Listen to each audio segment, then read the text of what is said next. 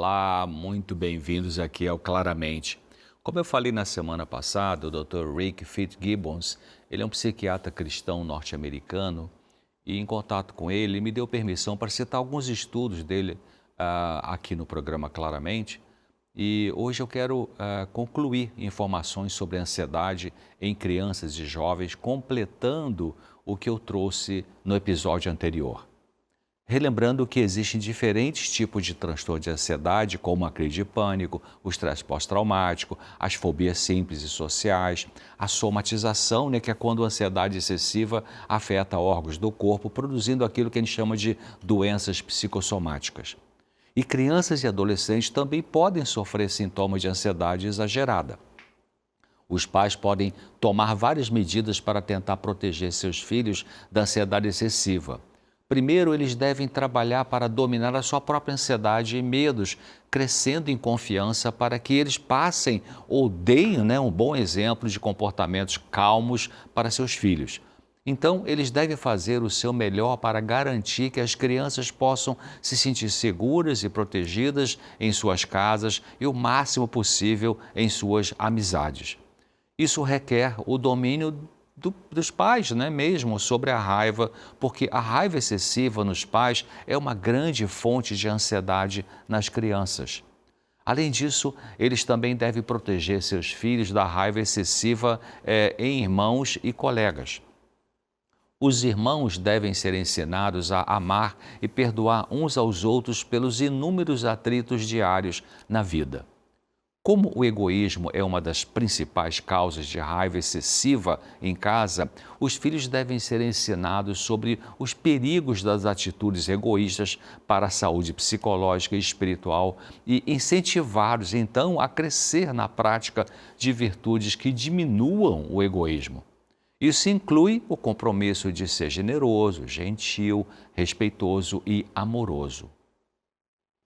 As crianças também devem ser ensinadas que os amigos também devem tratá-las com boas atitudes.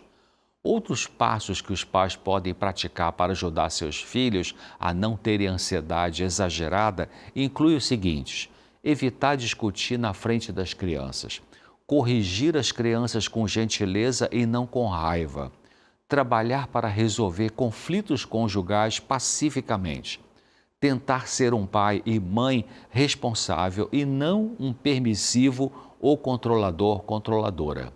Proteger a criança o máximo possível para que ela possa ter amizades confiáveis. Além disso, os pais devem construir a confiança da criança quanto aos dons que eles recebem de Deus. Devem mostrar que seu cônjuge é seu melhor amigo, mantendo a lealdade ao cônjuge, concentrando-se em sua bondade, ensinando as crianças a lidar com pessoas controladoras.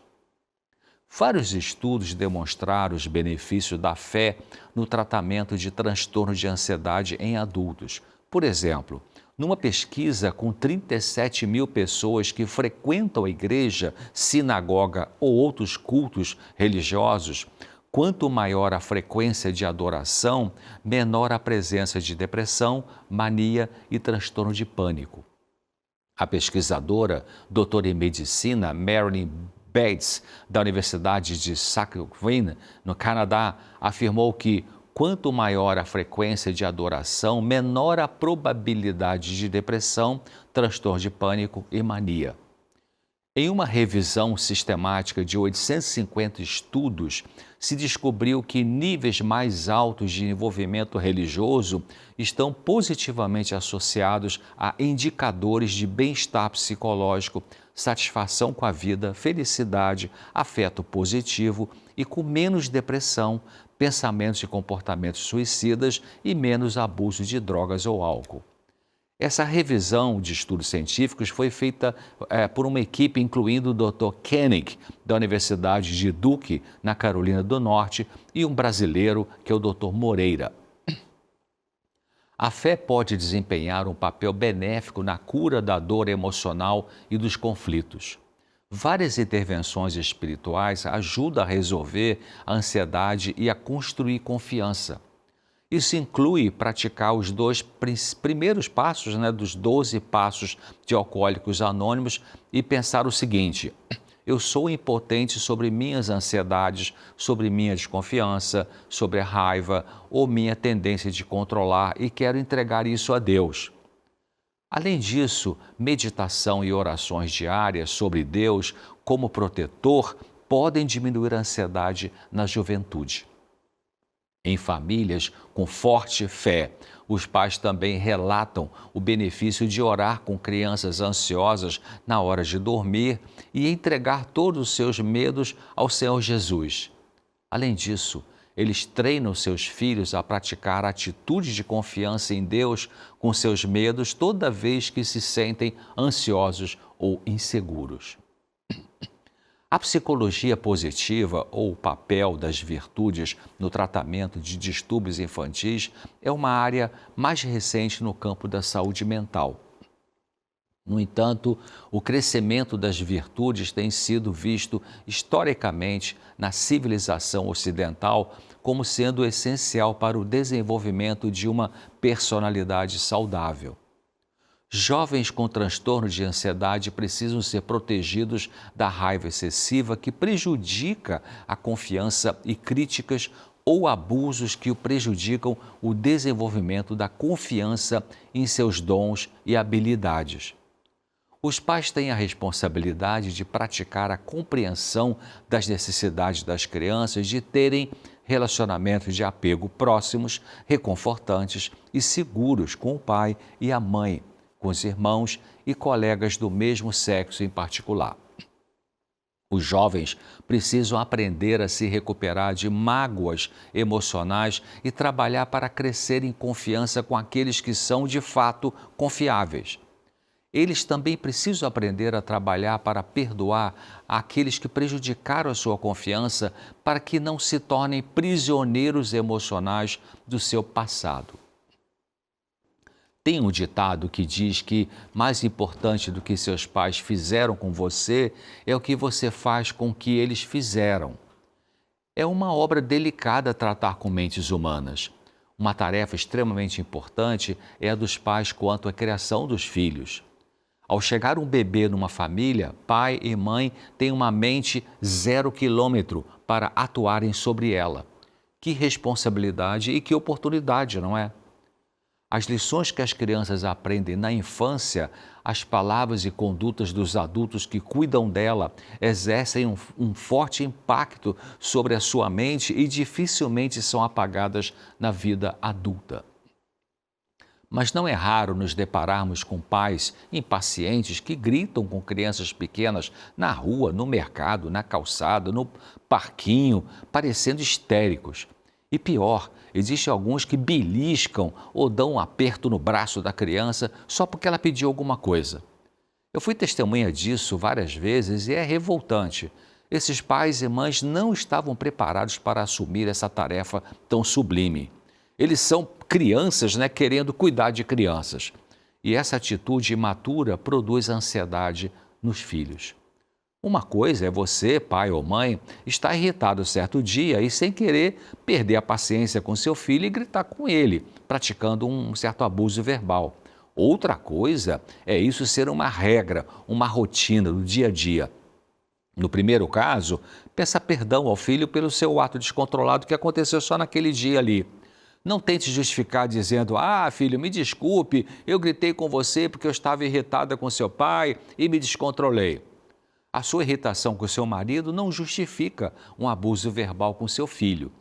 Se você sempre tentar desculpar a sua perda de autocontrole emocional com seu filho dessa forma, esse filho, ao se tornar adulto, vai repetir a mesma coisa, ou seja, vai copiar o descontrole do pai ou da mãe e vai gritar com pessoas, amigo, empregado, patrão e outros, e vai tentar desculpar, tirando a responsabilidade dele e dela, de autocontrole emocional. Filhos copiam comportamentos bons e ruins do pai e da mãe. Não é justo depois reclamar do filho ao ele se tornar um adolescente complicado, sem controle, Se você, pai ou mãe, ensinou esse descontrole ou deu esse testemunho para ele com a sua própria conduta. Seu filho ou filha não vai se tornar parecido na vida adulta com o vizinho ou com a professora. Ele vai se tornar o que é em função de herança genética, epigenética, qualidade da vida afetiva com vocês, pais, nos primeiros anos da infância e cópia, né, do que observou em vocês. Não tem como fugir disso. No segundo caso, se você, como pai ou mãe, repetidas vezes, rotineiramente, perde o controle emocional e grita, faz escândalo, ataca o filho com palavras duras, critica e deprecia, né, o seu cônjuge na frente da criança, isso é abuso verbal, emocional e precisa ser interrompido e tratado. Seus filhos não têm culpa dos problemas pessoais que você pode ter trazido, né, para dentro do seu casamento. E não tem culpa dos seus problemas no casamento. Filhos não têm culpa dos problemas que os pais tinham antes de casar e dos que surgiram dentro do casamento. Isso os pais devem resolver para não afetar a educação das suas crianças. Senão, a história de sofrimento e formação de neurose se repete. Pai e mãe não têm o direito de serem brutos, grosseiros e rudes com seus filhos. Preciso aprender a lidar com o impulso agressivo e não deixar que eles diariamente os levem a perturbar a mente das crianças. Não adianta colocar seu filho numa psicóloga e tirar o corpo fora. Você acha que uma criança adoece emocionalmente do nada? O sofrimento emocional dos filhos tem muito que ver com a relação pai, mãe, filho. Uma escritora dá um testemunho pessoal dizendo assim: eu vi uma mãe arrebatar da mão de seu filhinho alguma coisa que lhe estava dando prazer especial e a criança não sabia o que fazer. Caiu num choro por ter sido maltratada e prejudicada. Então o pai, para dar um fim ao choro, castigou-a sem piedade. No que diz respeito às aparências exteriores, a batalha havia terminado. Mas a luta deixou a sua impressão na terna mente da criança e não poderia apagar-se facilmente. Eu disse para a mãe: a senhora foi muito injusta com seu filho, feriu-lhe a alma e ela perdeu a confiança que tinha com você como mãe. Como isso se restaurará, eu não sei. Essa mãe foi imprudente, impulsiva, áspera, agressiva, imatura. Ela foi dominada por seus próprios sentimentos e não teve cautela. A sua maneira de agir negativa ativou as piores paixões no coração do filho. E essa autora continuou dizendo assim: agir movido pelo impulso no governo de uma família é a pior das práticas. Quando os pais contendem com os filhos desse modo, dão começo a uma luta muitíssimo desigual. Como é injusto jogar os anos e a maturidade de força contra uma criancinha indefesa. Cada exibição de ira por parte dos pais confirma a rebelião no coração da criança. Não é por um ato isolado que é formado o caráter, mas pela repetição de atos é que se estabelecem hábitos e se confirma o caráter. Isso foi citado por Ellen White no livro Mente, Caráter e Personalidade, volume 2, página 552. Você quer ajudar seus filhos a não desenvolverem ansiedade excessiva? Então, primeiro, acolha a criança reservando um tempo diário, se possível, para ela. Segundo, valorize as conquistas que ela fez, mesmo que pequenas demais, segundo a sua avaliação. Terceiro, tenha regras claras em casa para organizar e disciplinar. Explique o que pode e o que não pode ser feito. Estabeleça os limites, mas faça isso com amor e firmeza, com firmeza e amor, e não com gritaria e nervosismo. Quarto, não se irrite quando a criança quebrar uma regra gritando com ela. Não fale 10 vezes que ela errou. Não seja cínico com ela. Aplique a regra sem ficar nervoso e nervosa e sem cara fechada. Quinto, se ela quebrar de novo a regra, aplique a disciplina previamente combinada. Sexto, depois da disciplina, não fique emburrado com a criança. Sétimo, elogie muito a criança agitada ou ansiosa quando ela fizer qualquer coisa de maneira certa. Especialmente a criança que é agitada, para prevenir a produção de ansiedade maior nela, faça elogios sinceros sempre que ela mostrar autocontrole. Com essas dicas, encerramos a segunda parte de como lidar com a ansiedade em crianças e adolescentes. Se você perdeu a primeira parte, acesse o nosso canal youtube.com/Vida e Saúde NT, de Novo Tempo, e assista o vídeo. Eu tenho certeza que vai te ajudar. Vamos ficar hoje por aqui. Muito obrigado por sua audiência e espero você no próximo episódio do Claramente. Até lá. Valiosíssimo esse Claramente de hoje. Obrigada, Dr. César. A gente vai te esperar, sim, com certeza, na próxima oportunidade aqui de Claramente. Tá na hora do nosso boletim de saúde. Flávia Souza já está com a gente. Tudo bem, Flavinha? Tudo bem, Teru? Preparada para as notícias da semana, o que foi destaque? Eu tô preparadíssima. Você viu que hoje a gente falou sobre cuidados da pele com o inverno, amei, não foi bom? Amei, muito bom. Várias dicas preciosas. E sem contar que a doutora é linda por dentro, por fora, uma professora, né? Foi muito, muito bom. Foi tão bom, gente, que a gente vai deixar o Doutor Responde para outro dia, porque a gente acabou aproveitando a presença dela aqui. Super válido. Mas a gente vai trazer essa oportunidade do doutor responder as dúvidas que vocês têm mandado para uma próxima vez. Aguenta aí que a gente vai trazer. Legal. Agora, a gente acompanha o nosso boletim de saúde tão esperado dessa semana.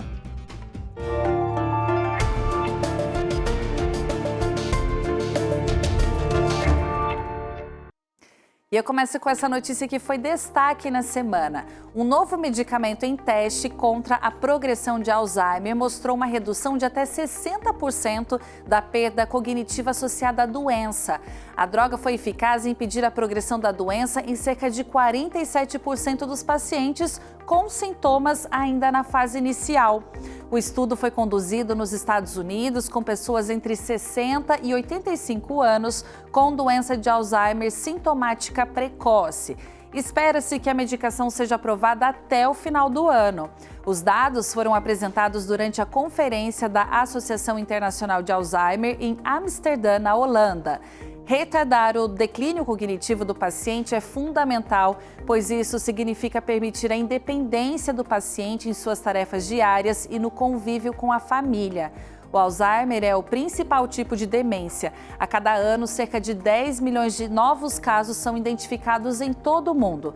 No Brasil, estimativas mais recentes do Ministério da Saúde indicam mais de 1 milhão de pessoas vivendo com Alzheimer no país. E na próxima semana, de quinta-feira até sábado, vai acontecer o 9º Congresso Internacional da Associação dos Médicos Adventistas. Neste ano, a temática será Uma Vida para Servir e Muitas para Salvar. O encontro é uma oportunidade única para entender, inspirar e motivar médicos a serem médicos missionários em suas casas, clínicas, hospitais, comunidade e na igreja local. O Congresso Internacional da AMA ainda promove o encontro de colegas de diferentes países para compartilhar as suas experiências.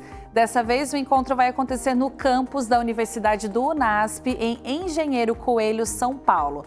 Se você quiser acompanhar a programação, ela será transmitida ao vivo no site youtube.com/@Igreja UNASP. E mais informações sobre esse encontro, você pode ver lá no site médicosadventistas.org ou no Instagram, @médicosadventistas. E eu volto na próxima sexta com outras informações para vocês. Teru!